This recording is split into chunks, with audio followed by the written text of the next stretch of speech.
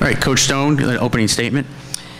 Well, I'm really proud of our team. We shot 24% from the floor and won the game. I have no idea how that happened outside of the fact that we did a great job at the free throw line. Took care of the ball. We only had 3 second-half turnovers against a very, very good, solid, aggressive, long VCU team. I give them a lot of credit. They're young, and so are we. They have no seniors on their team. We have 2. They're going to be a team to be reckoned with, certainly. So I certainly congratulate them on a great season. And they wouldn't go away. They kept on coming at us. And Isis Thorpe, you cannot leave that kid open for threes. She hit one on a made basket by us. And you all know which one I'm talking about. It was just quick, and outlet, bam, and she nailed a 3 and forced a quick timeout. But I give our kids a lot of credit.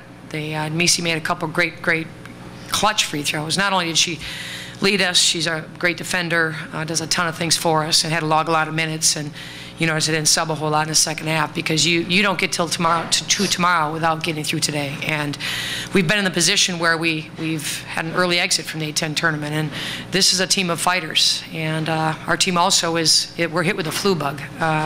Jackie Kemp played very courageously today. She had the flu the entire game. Just, you don't want to know the details, but she should feel better right now. She's hurting. Erin Nelson, one of our leading scorers from last year, wasn't even on the bench today. She's back at the hotel with the flu. So I think we had 2 others as well, as long as myself, but hopefully by tomorrow we can play a lot more players because we'll be healthier. But again, I give our team a ton of credit. Defensively, we were spot on. We rebounded the basketball. Not as much as I wanted to, but statistically it shows that we won the glass, low turnovers, great defense, and key free throw shooting, which ended up being the way we scored. Questions for our student athlete? Yeah. Jamisha, will you address the free throw shooting? Going in, did you collectively allow yourselves a chance to reap a pretty good harvest at the free throw line? Did you think it might be that kind of game? Yeah, like when we played VCU earlier this year, we got them in foul trouble a lot, so that was the thing, like get to the line, because if we can convert at the line, then we know that we are ahead of the game and stuff, and we know that if we share the ball around and like move the ball, pass it around, like today Coach Stone told us it's a great day to be great, and that's something that we all do, is work the ball around and try to find the open shooter. So even though our attacking wasn't there at the beginning, we kicked it out to the shooters, and then they had to respect the shooters, so then that opened it up for us to get paint touches, because the more paint touches we get, the better chances we have of getting to the line.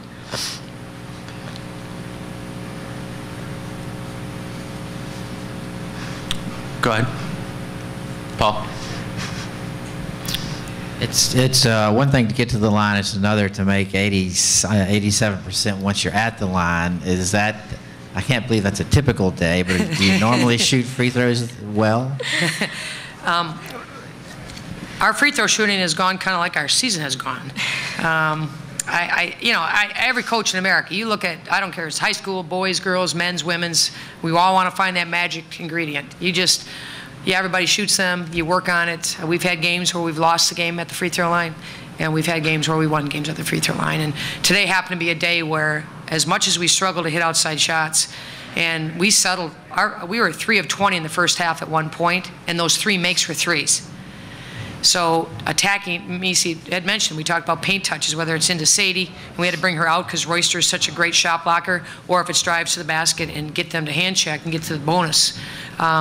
It paid dividends for us, and we capitalized. And I'd like to say that tomorrow we won't shoot 24%. We're not going to be able to do that against GW. We're going to have to knock shots down, and I'm very confident in these kids. They're confident in themselves, but at the end of the day, we're a defensive team. And we got stops when we needed to. We held a very, very good offensive team to under 60 points. That's key for us. Took really good care of the ball against a pressing team and made free throws. I'd like to say we're going to shoot 87% tomorrow, and I will pray in that tonight that happens.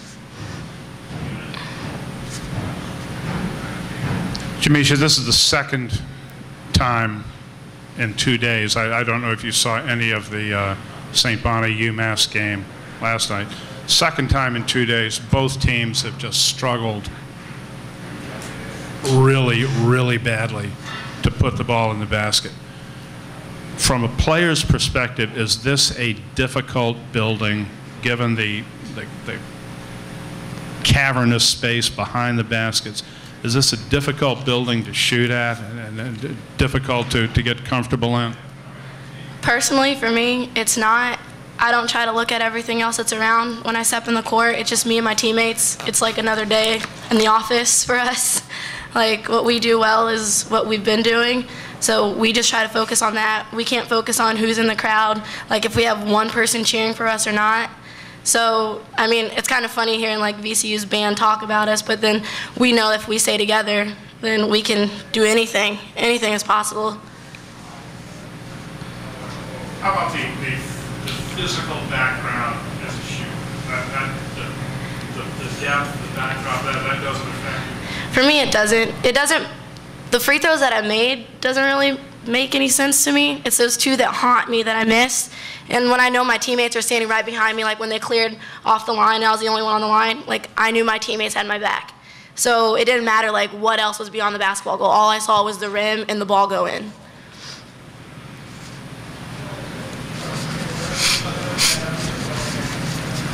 Jamisha, when you're not having the best day from the outside, how do you parcel that mentally so that you can still hit and go 15 to 17 from the free throw line?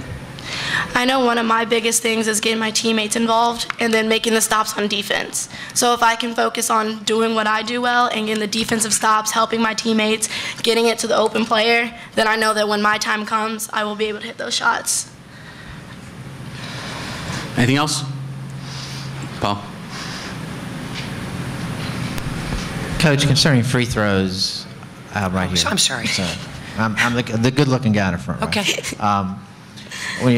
When you're preparing to get your team to shoot free throws, do you have any formula? Do you make sure you just shoot 2 at a time, like you would do in a game? Do you shoot 10 at a time? Do you make? Is there any? Well, I've done this. I've been head coach for 30 years, and I would try to teach an old dog new tricks, and I don't think there's any new tricks. I think repetition is something that develops consistency. But we have lately in practice, probably last month, done some pressure free throws, where I'll say, because I know Missy and Jackie are going to get fouled a lot at the end of the game, and they have throughout the year. So right in the middle of practice, we'll just throw it to her. Missy, complete a 1-on-1. Not make 2. You need to complete the 1-on-1. This first one we're going to run. It's the second one we're going to run. Make them both. We'll get a drink of water. And whether that helps or not, it might be a player's perspective, but just kind of keep them ready to go. We shoot, I'll say, you make 200-300 free throws before tomorrow's practice, so it's on their own. Shooting multitude of free throws during practice this time of year, where most coaches are smart in terms of legs and heart and legs and brains and keeping people fresh, that you're not going to spend a half an hour of your practice just shooting free throws. That's a lot of outside. Get a managers out there and make X amount of free throws before the next practice or next game. But we have tried to put them in some pressure situations in practice, simulate game stuff. That's really maybe helps, maybe doesn't. But whatever happened today, I hope we have more of it moving forward. It helps because I'm very competitive, so if I miss that 1-on-1, I get so mad, and then I have to beat everybody in the sprint, and then I have to step back up and make it. If they miss it, then they have to stay there until they do it again. And we have a thing called the ladder drill. You line the team up. If you have 12 players, you run 1 through 6, 6 through 1, and you let the kids do it, or you pick them. So number 1 comes out, she makes 1, go on 2, maybe 3 misses, then it's 3 sprints, 6. Whoever's in the middle on those double 6s, that could be 12 sprints. So stuff like that. No kid likes to run, and they really don't like to do push-ups. Girls don't like to do push-ups, but pressure situations help. I mean, it's just to try to get them ready. Coach, George Washington tomorrow. What's the mentality after today's win, especially being the only team that's beat them this season in the A-10? Yeah, well, I told the kids we're not practicing tonight.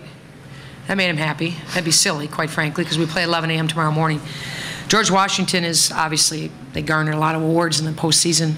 Jonathan's a great coach. I've known him when he was at Notre Dame for years. I think they want another shot at us. We shot the ball really well. We had Coach Glenn Box, had the scout on them the first time, did an unbelievable job on it in terms of how we're going to defend them.